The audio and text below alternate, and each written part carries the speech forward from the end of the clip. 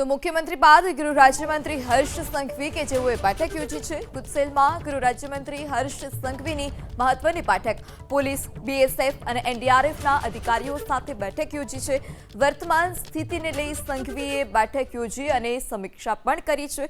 Police, BSF, એનડીઆરએફના અધિકારીઓ પણ આ બેઠકમાં હાજર રહ્યા હતા। ગુજસેલમાં જ ગૃહ રાજ્યમંત્રી હર્ષ સંઘવીએ આ મહત્વની બેઠક યોજી છે। પહેલા પીએમ મોદીએ બેઠક યોજી હતી, ત્યારબાદ મુખ્યમંત્રી ભૂપેન્દ્ર પટેલ અને હવે ગૃહ રાજ્યમંત્રી હર્ષ સંઘવીએ આ બેઠક યોજી છે। વધુ માહિતી સાથે સંવાદદાતા હિરેન રાજ્યગુરુ ફોનલાઈનથી જોડાયા છે। હિરેન, બેઠકને લઈ શું વધારે અપડેટ્સ? સૌ પહેલા પ્રધાનમંત્રી નરેન્દ્ર મોદી અમદાવાદની મુલાકાતે આવ્યા હતા। સૌથી પહેલા તેઓ ગયા હતા દુર્ઘટના સ્થળે અને ત્યાંથી સિવિલ હોસ્પિટલ મુલાકાત કરી અને ગુજસેલ આવ્યા હતા અને ત્યાં અધિકારીઓ, મંત્રીઓ સાથે બેઠક કરી હતી।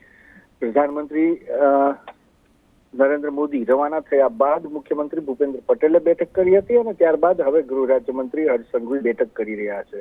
આ બેઠકની અંદર પોલીસ વિભાગના અધિકારીઓ ઉપસ્થિત છે, એનડીઆરએફના અધિકારીઓ ઉપસ્થિત છે, બીએસએફના અધિકારીઓ પણ ઉપસ્થિત છે। ગાંધીનગર રેન્જ આઈજી વિરેન્દ્ર યાદવ પણ આ બેઠકની અંદર ઉપસ્થિત છે। જે પરિસ્થિતિનું નિર્માણ થયું છે એ પરિસ્થિતિની અંદર સુરક્ષા કર્મીઓએ કઈ રીતના કામગીરી કરવી તે અંગેના દિશા નિર્દેશ અને સમીક્ષા માટેની આ બેઠક યોજાય છે। કારણ કે 2 થી 3 દિવસનો સમય હજુ પણ જે મૃતદેહ છે તેની ઓળખમાં લાગી શકે છે અને એવા સંજોગોની અંદર સુરક્ષાની દ્રષ્ટિએ સુરક્ષા કર્મીઓ એ તૈનાત રહેવું એ પણ જરૂરી છે અને એના માટે થઈ અને આ બેઠક યોજવામાં આવી છે। સાથે જ જે મૃતદેહ સોંપવામાં આવશે, કારણ કે અત્યાર સુધીમાં જે 5 મૃતદેહ સોંપવામાં આવ્યા છે એ એમબીબીએસ નો અભ્યાસ કરતા વિદ્યાર્થીઓનો મૃતદેહ કે જે બહાર હતા અને આ પ્લેન દુર્ઘટનાની અંદર જેના મૃત્યુ થયા છે, જેની ઓળખ થઈ છે, એ મૃતદેહ સોંપવામાં આવ્યા છે। પરંતુ પ્લેનની અંદર સવાર હતા અને જેમના મૃત્યુ થયા છે એવો એક પણ મૃતદેહ હજી સુધી સોંપવામાં નથી આવ્યો, કારણ કે એની ઓળખ થતા વાર લાગશે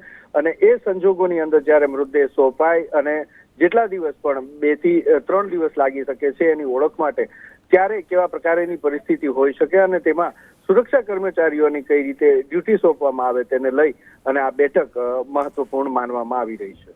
જી હિરેન, સમગ્ર માહિતી બદલ આભાર। તો મુખ્યમંત્રી બાદ ગૃહ રાજ્યમંત્રી હર્ષ સંઘવીએ આ બેઠક બોલાવી છે, જેમાં ઉચ્ચ અધિકારીઓ પણ હાજર રહ્યા હતા। પોલીસ, બીએસએફ, એનડીઆરએફના અધિકારીઓ બેઠકમાં હાજર।